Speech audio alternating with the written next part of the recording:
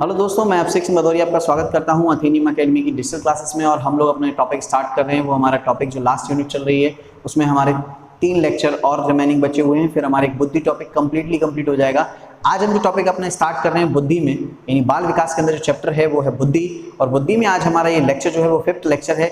इस लेक्चर में हम लोग आज पढ़ेंगे सबसे इंपॉर्टेंट क्वेश्चंस बनाने वाली बुद्धि के बारे में, और जिसका नाम है संवेगात्मक बुद्धि। तो ये हम स्टार्ट करते हैं अपना टॉपिक संवेगात्मक बुद्धि के बारे में। देखें, तो हमारा आज का टॉपिक है बाल विकास के अंदर, वो टॉपिक है हमारा संवेगात्मक बुद्धि। एक स्पेशली बुद्धि के बारे में, जिसके बारे में इसलिए क्योंकि इससे क्वेश्चंस बहुत अच्छे आते हैं और इसके बारे में हम लोग चर्चा करते हैं। ठीक है, फटाफट से देखते हैं इस बुद्धि के बारे में। तो जैसे आपने पढ़ा होगा, जैसे हम लोगों ने बुद्धि में पढ़ा था, EQ के बारे में पढ़ा था बुद्धि में अपना। ठीक है, अभी हम बुद्धि के बारे में पढ़ेंगे अपना संवेगात्मक बुद्धि के बारे में, IQ के बारे में। ठीक है, देखें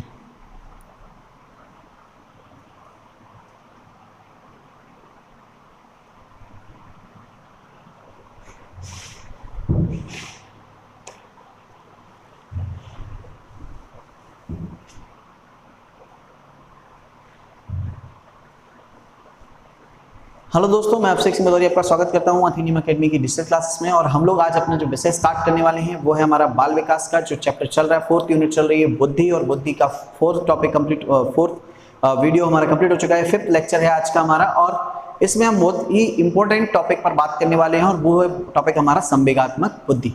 ठीक है, और इम्पोर्टेंट है एग्जाम्स के लिए। तो जो स्टूडेंट सबसे पहले इस फर्स्ट टाइम इस क्लासेस को देख रहे हो, वो लोग अपनी सब्सक्राइब करें, बेल आइकन को प्रेस कर लें, जिससे आपको आगामी वीडियो मिलते रहें। तो हम स्टार्ट करते हैं अपना टॉपिक, और हमारा टॉपिक है आज का संवेगात्मक बुद्धि। एक हमने पढ़ा था बुद्धि के बारे में, बुद्धि स्टार्ट किया था। स्पेशली आज ये टॉपिक संवेगात्मक बुद्धि के लिए ही क्यों, क्योंकि हम ये कह सकते हैं हमारे एग्जाम के पर्पज से सबसे इंपॉर्टेंट बुद्धि है ये। ठीक है, इसलिए इसके बारे में सबसे ज्यादा एग्जाम में पूछे जाने वाले क्वेश्चंस, और हमारी ह्यूमन लाइफ के लिए सबसे इंपॉर्टेंट चीज, और एजुकेशन से रिलेटेड सबसे इंपॉर्टेंट पॉइंट संवेगात्मक बुद्धि। क्योंकि संवेगात्मक बुद्धि को बोलते हैं हम लोग EQ, और इंटेलिजेंस बुद्धि लब्धि को बोलते हैं IQ। यानी कि आज हम लोग बात करेंगे EQ की। EQ का मतलब होता है इमोशनल क्वाड्रेंट, यानी कि संवेगात्मक बुद्धि। क्लियर? जिन बालकों में हम ये कह सकते हैं कि EQ सबसे अच्छा होता है, वही व्यक्ति अपने जीवन में सफल होता है। ऐसा क्यों है, क्या है, अपन इन सब के बारे में बात करते हैं। तो आप हम लोग बात किसकी नहीं कर रहे हैं, हम लोग IQ के एक रूप की बात कर रहे हैं, EQ की। IQ किसी में है, अगर IQ किसी में अगर मैं बात करूं तो उसका सफल होना फिक्स नहीं होता। IQ बहुत अच्छा हो उसका, तो हम ये नहीं कह सकते कि वो हर क्षेत्र में सफल होगा, लेकिन EQ जिसका बहुत अच्छा है वो किसी भी क्षेत्र में सफल हो सकता है। ये इंपॉर्टेंट है। ठीक है, कैसे देखते हैं। तो हम सबसे पहले बात करते हैं कि इस EQ शब्द, इसके विकास की बात करते हैं, इसके इतिहास की बात करते हैं कि कहाँ से प्रारंभ हुआ। EQ यानी संवेगात्मक बुद्धि सबसे पहले कहाँ से स्टार्टअप हुआ।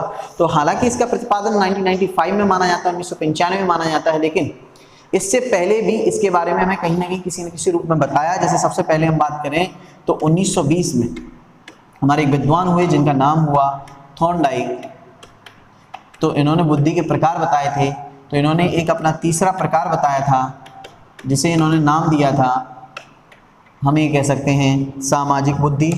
ठीक है, सामाजिक बुद्धि। इस सामाजिक बुद्धि में इन्होंने संवेगात्मक बुद्धि को प्रदर्शित किया था। इन्होंने बताया था कि भाई जो व्यक्ति सामाजिक बुद्धि, हमें कह सकते हैं सामाजिक बुद्धि वाला होता है, मतलब समाज में अपने व्यवहार को और सभी लोगों को कंट्रोल करके चलता है, सभी परिस्थितियों को कंट्रोल करके चलता है, अपने आप को नियंत्रण में रखता है, सबसे अच्छा सद्व्यवहार करता है, वो व्यक्ति, उसके अंदर जो भाव हैं उनका वो नियंत्रण रखता है।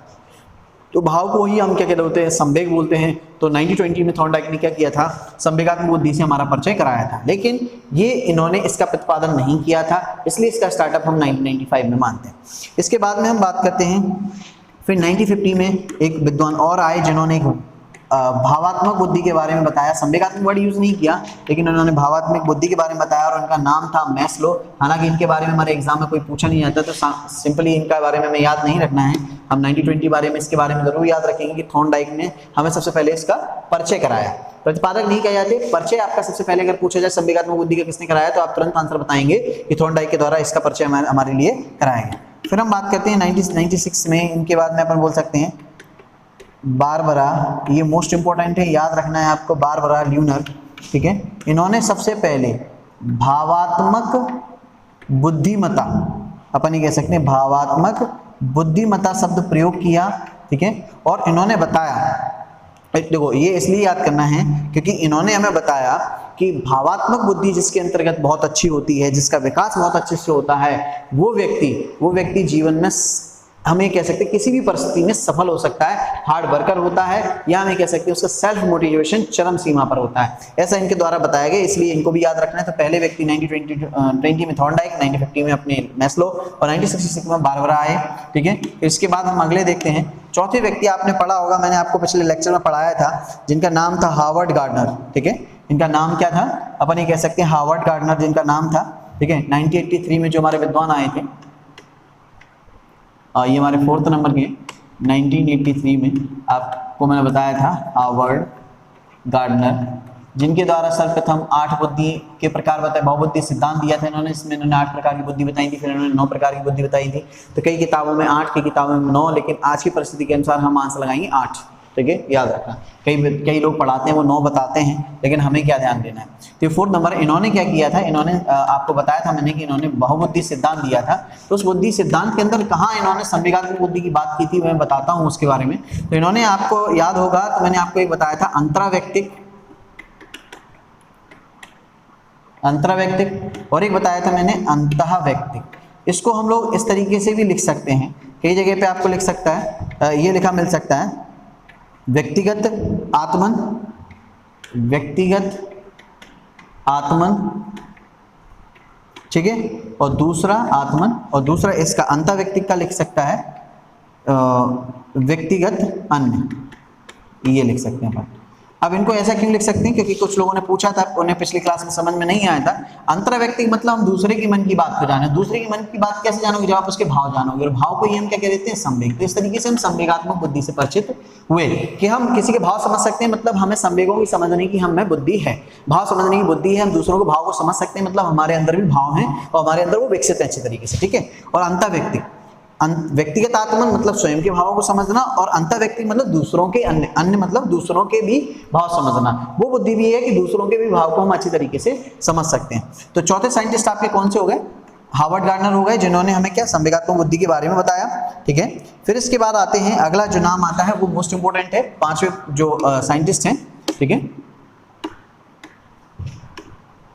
5वें जो हमारे विद्वान हैं, ठीक, 1990 में जॉन मेयर, ध्यान से समझना इस चीज को, जॉन मेयर और पीटर सेलोवी, ये दोनों हम ये कह सकते हैं अमेरिकी मनोवैज्ञानिक थे, अमेरिकी मनोवैज्ञानिक हम ये कह सकते हैं, ठीक है। तो जॉन मेयर और पीटर सेलोवी ने क्या किया था, इन्होंने सबसे पहले, अगर आपसे बोला जाए क्वेश्चन मोस्ट इंपोर्टेंट, यहां से मैं लिख ही देता हूं आपको जिससे आपको ध्यान रहेगा। सबसे मोस्ट इंपोर्टेंट क्वेश्चन आता है कि संवेगात्मक बुद्धि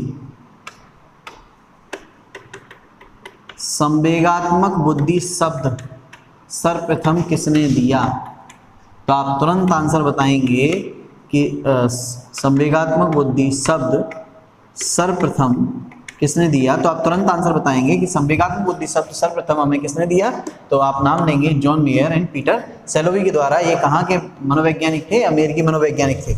इन्होंने एक पुस्तक भी लिखी थी और इनकी पुस्तक का नाम है व्हाट इज EI, यानी इमोशनल इंटेलिजेंस, क्या है संवेगात्मक, ठीक है, बुद्धि, ठीक है। या इनका एक और बुक थी इनकी, संवेगात्मक बुद्धि व संवेगात्मक व्यक्ति,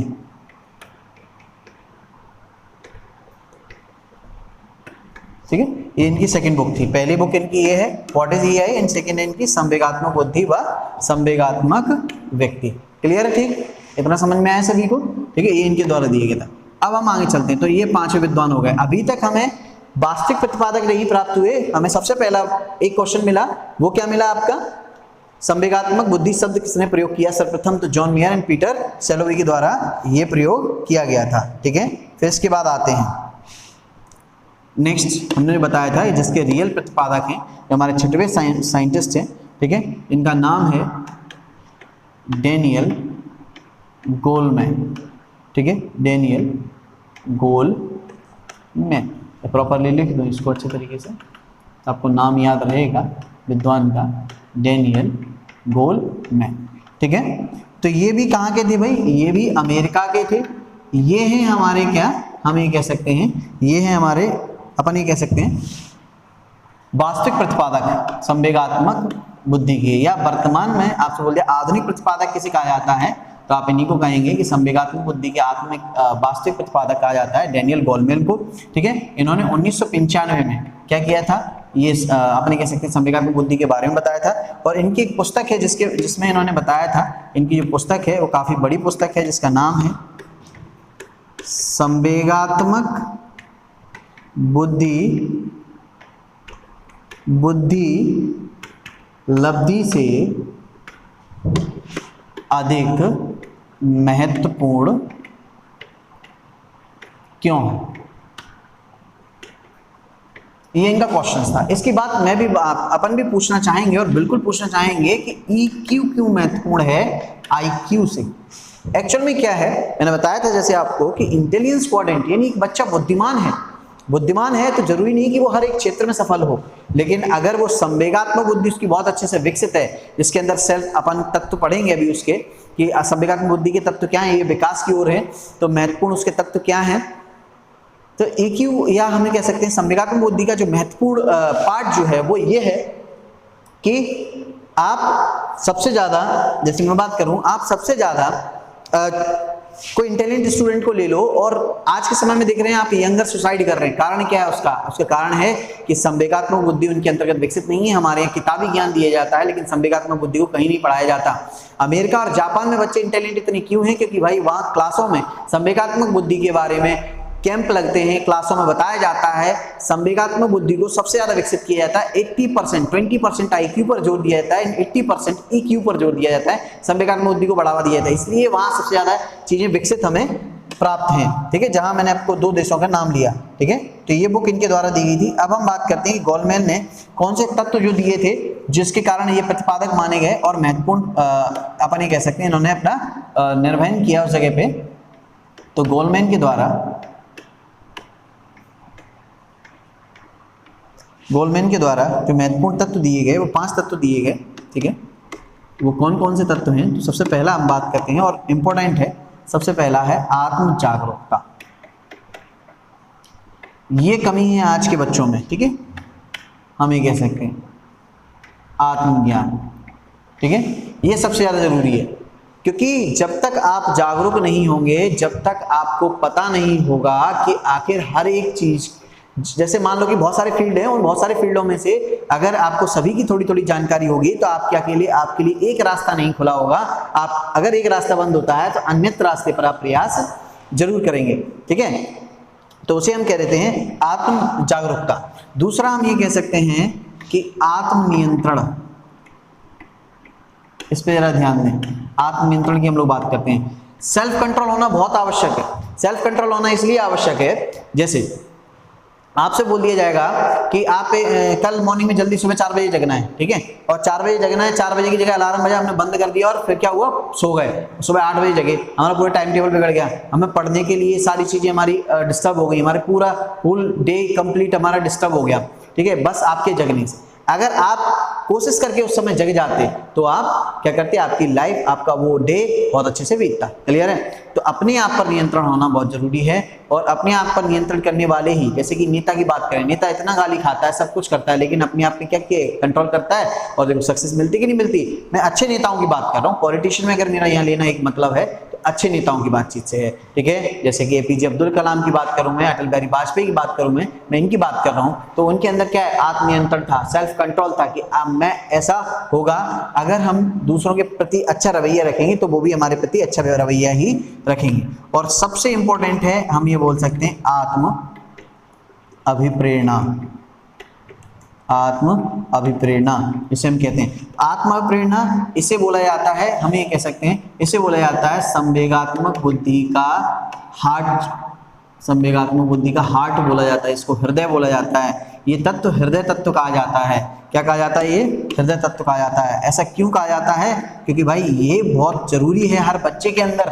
आप लोग प्रिपरेशन कर रहे हो MP TET, C TET, UP TET, आपको पर डे जगकर बस यही करना है कि नहीं मैं ऐसा कर सकती हूँ या मैं ऐसा कर सकता हूँ, मैं जरूर सफल होऊंगा, मैं ऐसे। अब डिप्रेशन में नहीं जाना, नहीं कह रहे यार मुझसे कुछ नहीं होगा, नहीं। आत्म प्रेरणा होना बहुत जरूरी है, सेल्फ मोटिवेशन होना बहुत जरूरी है, दूसरों के ज्ञान से मोटिवेट होने की। हम लोग जैसे कि कई आपने संदीप माहेश्वरी या हमने पर्टिकुलर रहना है और भी बहुत सारे लोगों को सुनते हैं। अगर हम अपने अच्छी तरीके से अपने माता पिता की बात सुने तो उनसे भी हमें बहुत कुछ सीखने को मिलता है। हम जैसे कि कई जगह पे जाते हैं, हमारे यहाँ जैसे जो छोटे छोटे पार्ट होते हैं, जैसे कि कुछ भगवत गीता सुनाता है, कोई कुछ सुनाता है, उनमें हमारे लिए बहुत कुछ सीखने को है। दूसरे के मुंह से हम सुनते हैं तो हमें लगता नहीं लाइफ में ऐसा करना चाहिए, वो दूसरे के द्वारा मोटिवेटेड है, लेकिन हमें अपने आप सेल्फ मोटिवेट भी होना चाहिए। किसी दूसरे के मोटिवेट करने से, मोटिवेट होने से ज़्यादा जरूरी है खुद का अपने आप से मोटिवेट होना कि नहीं मैं ऐसा कर सकता हूँ, मुझे ये चीज़ चाहिए तो मैं लेकर ही रहूँगा, मैं ऐसा प्राप्त कर सकता हूँ। ये चीज़ आपको क्या कहती है? सेल्फ मोटिवेशन कहलाती है। ऐसे ही हमारे एजुकेशन में भी कि नहीं मैं क्वालिफाई कर सकती हूँ, मैं क्वालिफाई कर सकता हूँ, एग्जाम हर हालत में कर सकता हूँ। अगर आपने प्रण ले लिया वो आपका सेल्फ मोटिवेशन कहलाता है। तो सबसे ज्यादा सक्सेस के लिए जरूरी तत्व होता है आत्म प्रेरणा। तो मैंने बोला ना कि जो व्यक्ति जिनके अंदर संवेगात्मक बुद्धि होती है वो किसी भी स्थान पर अगर ये सही तरीके से डेवलप है तो ये चीज बहुत अच्छे से काम करेगी, और काम करेगी तो व्यक्ति हर जगह पे सफल जरूर होगा। ठीक है, तो ये हो गया आपका आत्म प्रेरणा। तो यहाँ मैं बोल सकता हूँ कि आप हर बार यूज कर सकते हो, सुबह सुबह जग के ये चीज लिख सकते हो, आई कैन डू इट, मैं ऐसा कर सकता हूँ, मैं ऐसा 100% कर सकता हूँ। ठीक है, और पर डे अपने शाम सुबह हम ये चीज जरूर लिखें पेज पर, जैसे हमें आत्म प्रेरणा प्राप्त होती रहे। ठीक है, चौथा होता है एक हम बोल सकते हैं परानुभूति और सहानुभूति। ये भी होना चाहिए संवेगात्मक बुद्धि के अंदर। दूसरों के संवेगों को समझना और अपनी संवेगों को भी अच्छी तरीके से समझकर उनकी सहानुभूति, मतलब हमने उनकी सिंपैथी दिखाई कि नहीं यार ऐसा बहुत बुरा हुआ, और परानुभूति दूसरे की पीड़ा को हमने समझा। मान लो कोई हमें गरीब या दुख दर्द व्यक्ति मिला, हमने उसको सीने से लगा लिया, तो भाई वो बोलेगा ना कि बहुत अच्छा व्यक्ति है, हमारा सम्मान करेगा, बिल्कुल। तो परानुभूति। ठीक है, और पांचवा इनका तत्व है जो अगला इंपॉर्टेंट तत्व है, पांचवा मैं यहाँ नोट डाउन कर देता हूँ, और वो तत्व है आपका, अपन ये कह सकते हैं कि सामाजिकता।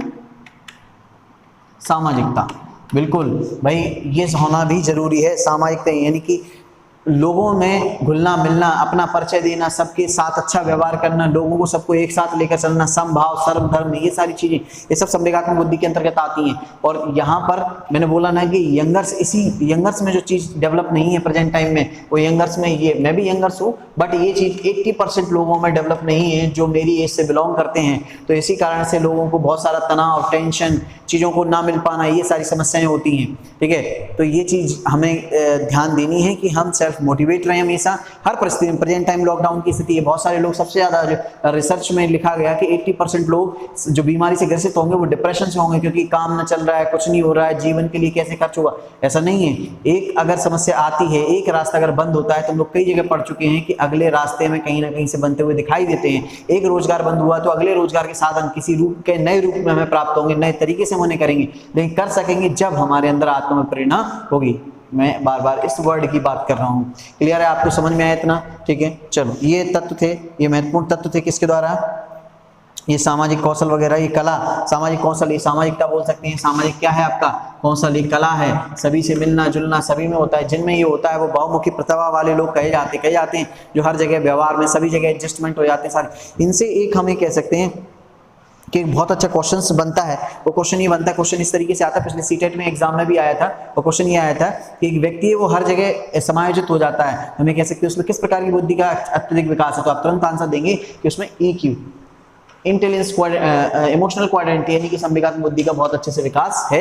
इसलिए वो हर एक क्षेत्र में, हर एक जगह पे जाके समायोजन कर लेता है और वहाँ के तरीके से वर्क उसमें ढल जाता है और उस तरीके से वर्क करने लगता है। क्लियर है? ठीक, तो संवेगात्मक बुद्धि का उसमें बहुत अच्छे से विकास है। क्वेश्चन आ चुका है पिछली क्लास में। ठीक है, फिर इसके बाद हम बात करते हैं कि संवेगात्मक बुद्धि के जो प्रतिमान बनाए गए, वो कितने प्रतिमान बनाए गए, ये क्या योग्यताएं होनी चाहिए। तो सबसे पहली चीज है, देखें अपन, ये हो गए इनके तत्व, और तत्व के बाद अगर हम बात करते हैं, ठीक है, तत्व के बाद अगर हम बात करते हैं और वो बात करते हैं, पहला फटाफट से बस यहाँ देख लें, एक तो क्या होनी चाहिए, योग्यता प्रतिमान होना चाहिए। मैं सिर्फ इसके बारे में जनरली आपको बताता जा रहा हूँ। ये हमारे क्या है, गोल्डमैन के द्वारा बताए गए संवेगात्मक बुद्धि के लिए क्या है, प्रतिमान है। तो पहले योग्यता प्रतिमान होना चाहिए। दूसरा, इसके अंदर 4 एलिमेंट आते हैं। इसके अंदर क्या आते हैं, 4 एलिमेंट आते हैं, ठीक है। ये गोल्डमैन ने तो अपने द्वारा 5 तत्व बताए थे, और जो हमारे योग्यता प्रतिमान के अंदर 4 तत्व आते हैं, ये हमें किसने बताया था, एक सेकेंड, 4 तत्व होते हैं। ये हमारा बताया गया जो हमने अभी किन के बारे में पढ़ा था, सैलोवी के बारे में पढ़ा था, John Mayer and Peter Salovey. John Mayer and Peter Salovey ये विद्वान थे, इन्होंने 4 तत्व बताए थे, ठीक है। फिर इसके बाद में आता है आपके यहाँ पर नहीं कह सकते, गुण के आधार पर, योग्यता प्रतिमान के आधार पर संवेगात्मक बुद्धि के बारे में पता करते हैं, गुण के आधार पर पता करते हैं। ये बताया हमें केवी पेट्रियट्स ने, ठीक है। और फिर इसके बाद में तीसरे बताए गए कि कुछ संवेगात्मक बुद्धि उन लोगों में प्रदर्शित होती है जिनके अंदर ये दोनों चीजें होती हैं, गुण भी होते हैं, वो मिश्रित कहे गए। और मिश्रित को ही बताया आपके जिन विद्वान ने, जिन्होंने संवेगात्मक बुद्धि का प्रतिपादन किया, गोल्डमैन ने, ठीक है। गोल्डमैन के द्वारा मिश्रित प्रकार की क्या बताएगी कि वो संवेगात्मक बुद्धि का वो बहुत प्रमुख लक्षण है, इसके अंदर मिश्रित प्रकार का क्या होता है, संवेगात्मक बुद्धि प्रदर्शित होती है। क्लियर? आई होप आपको इतना तो समझ में आया होगा। ये हमारा एक पूरा टॉपिक कंप्लीट हो गया, संवेगात्मक बुद्धि, जितना हमारा एग्जाम के लिए जरूरी है। यहाँ की सर एग्जाम में आएगा क्या, मैंने आपको बताया। आपसे ये बोल दिया जाए कि एक बच्चा है जो इंटेलिजेंस क्वाड्रेंट जिसका बहुत अच्छा नहीं है, बट वो हर एक जगह सफल हो जाता है, उसके अंदर किस प्रकार की बुद्धि का सर्वाधिक विकास हुआ, आप तुरंत आंसर बताएंगे मुझे कि संवेगात्मक बुद्धि का। क्लियर है सभी को? कितना क्लियर हुआ सभी को? ठीक है, तो ये हो गया हमारा आज का लेक्चर, संवेगात्मक बुद्धि, ठीक है। अब इससे रिलेटेड कुछ क्वेश्चन मैं आपको बताऊंगा नेक्स्ट क्लास में, ठीक है। क्वेश्चन भी करेंगे और अगला बुद्धि का चैप्टर जो है, अगला जो टॉपिक है वो लेकर हम लोग प्रस्तुत होंगे। तो मिलते हैं नेक्स्ट क्लास में, तब तक अपना ध्यान रखिए और पढ़ते रहिए। मिलते हैं अगली क्लास में।